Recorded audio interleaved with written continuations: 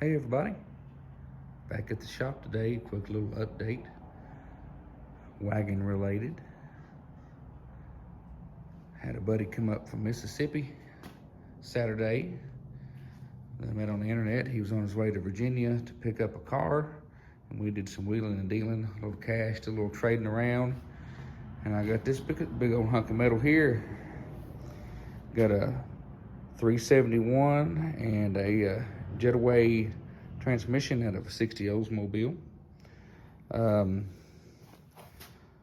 know if I'll use all of it or not yet. Definitely the transmission. The power steering pump was out of the parts car I have, as were the valve covers and the intake. This engine didn't have an intake on it or any valve covers, and the rocker assemblies were gone off of the heads. But it has a lot of parts that I don't have. Got a generator, got a bunch of brackets, transmission mainly.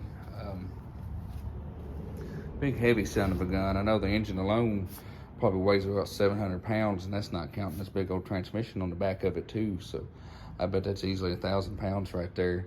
Yeah, the engine hoist was struggling getting it off of the trailer, but it may be locked up, we're not sure. But when I got time, I will throw some Marvel's Mystery Oil or something down in the cylinder heads, let it sit for a while, and see if I can break it loose.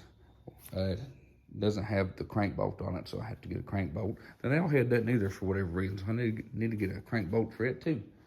But also, I pulled the good seat out of the parts car and brought it inside so it'll be safe from further deterioration. As you can see, it's a lot better shape than this thing over here that came out of the wagon.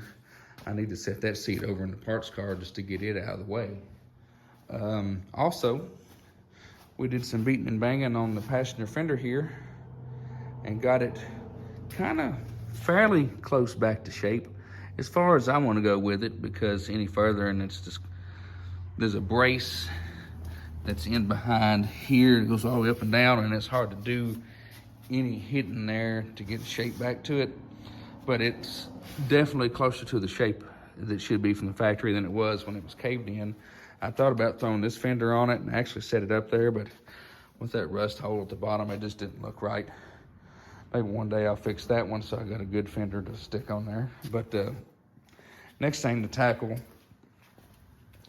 is going to be this caved in quarter panel, and I'm not sure what I'll do with it yet. I don't know if I can get in from the inside and do some massaging on it. I don't want to really do any welding or cutting on this car body wise. I just want to kind of make it look not as caved in on the passenger side.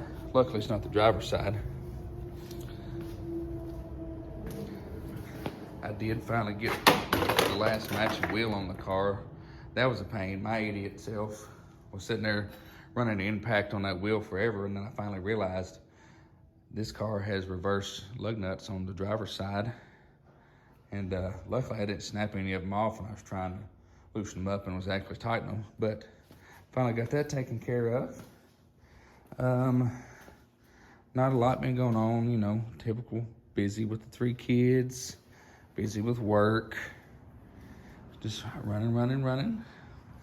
But I'm slowly working on gathering parts for this thing and tinkering on things that I can do when I have the time. That truck, still an afterthought, collecting parts on top of it.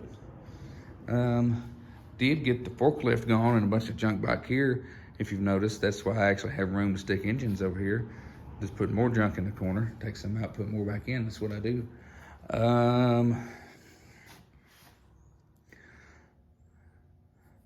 Eventually, we'll get this thing going up and down the road. I think I'm gonna go ahead and buy some lowering blocks for the back and cut some springs in the front to at least get the stance going. Got a few more parts to pull off of the parts car to get it where I can actually steer this thing. I need to get the column mount bracket that goes under the dash here so I can mount the steering column in it. Need to make me or find me some floors. I think I can cut some of them out of the wagon. The driver's floor is shot though, so it's not gonna do much good on this one. Need to clean this thing out. Need to switch my windshields. That'll probably be one of the last things I do so I don't risk breaking the good one. I think I'm gonna do some cleaning up under here, clean up all the inner fenders, all this lower section, and just shoot some black paint on it to kind of clean it up a little bit. Nothing fancy, just so it looks a little better. Need to get that cross member mounted back in there between the frame rails for the engine to sit on. Need to get some motor mounts in it. But every day is something new. And eventually it'll be on the road again, or it won't. But just one last look at it here. One last look at the big behemoth of an engine and transmission. And I'm gonna call it a day for today. Got some errands to run, but I wanna make some more progress. I'll make a video. See you guys later.